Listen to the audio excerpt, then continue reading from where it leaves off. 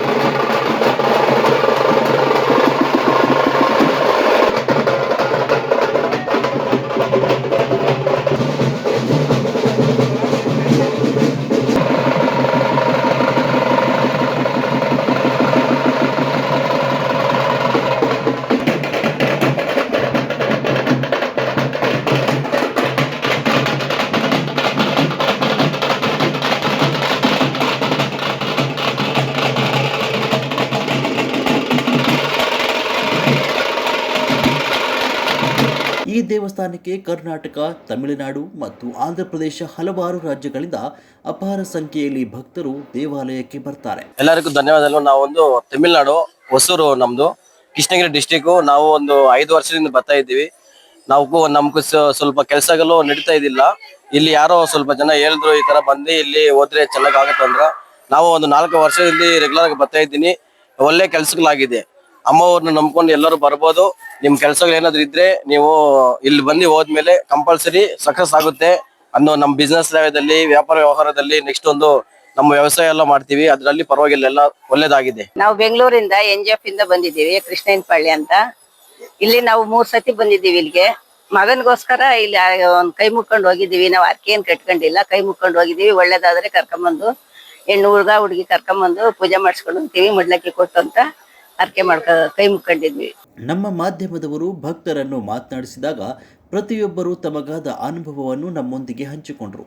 ವಾರದಲ್ಲಿ ವಿಶೇಷವಾಗಿ ಮಂಗಳವಾರ, ಗುರುವಾರ, ಭಾನುವಾರ ಹಾಗೂ ಪೌರ್ಣಮಿ ಅಮಾವಾಸ್ಯೆಗಳಲ್ಲಿ ಹೆಚ್ಚಿನ ಭಕ್ತರು ಆಗಮಿಸುತ್ತಾರೆ ಅಂತ ದೇವಸ್ಥಾನದ ಟ್ರಸ್ಟಿಯವರು ತಿಳಿಸಿದರು. ನನ್ನ ಹೆಸರು ಮೋಹನ್ ರಾಣಿ ಅಂತ. ನಾನು ತಿರುಪತಿಯಿಂದ ಬರ್ತಾ ಇದ್ದೀನಿ. ಇಲ್ಲಿ ಜೋಡಿ ಆಲದ ಮರ ಇದೆ, ಒಂದು ಮುನೇಶ್ವರ, ಒಂದು ಕಾಟೇರಮ್ಮ ಟೆಂಪಲ್. ಅವರಿಗೆ ಹರಕೆ ಕಟ್ಕೊಂಡು ಇದು ಪೂರ್ಣ ಫಲ ಅಂತಾರೆ ತೆಂಗಿನಕಾಯಿ ಅನ್ನೋದನ್ನ. ನಾವು 9 ವಾರ ಅನ್ಕೊಂಡು ಮನಸ್ಸಿನಲ್ಲಿ ನಮ್ಮ ಕೋರಿಕೆ ಏನಾದ್ರು ಇದ್ರೆ, ನಾನು 8 ವಾರ ಆಯ್ತು ಇವಾಗ. ನನಗೆ ಮಾಟ ಮಂತ್ರ ಮಾಡಿಸಿದ್ರು, ಅದು 3ನೇ ವಾರದಲ್ಲೇ ತಿಳಿಯಿತು ನನಗೆ.